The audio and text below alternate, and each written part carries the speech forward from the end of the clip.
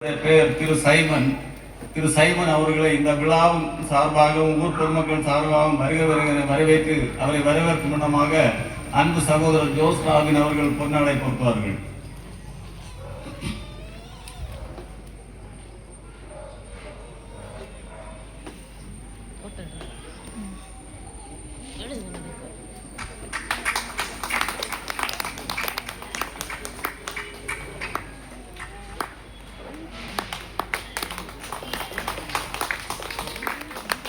இது போதாது, இது ஒரு மாபெரும் நிகழ்ச்சியாக கொண்டாட வேண்டும். அரசு இதனை கையெடுத்து, என்னுடைய வேண்டுதல், ஒவ்வொரு கிராமமாக சிறு சிறு நிதிகளை ஒதுக்கி கொடுத்து நீங்கள் கடந்த நமக்காக போராடிய வீரர்களின் தியாகத்தை போற்றும் வண்ணமாக பெரும் விழாவாக எடுக்க வேண்டும் என்று அரசு முன்வந்து நடத்த வேண்டும்.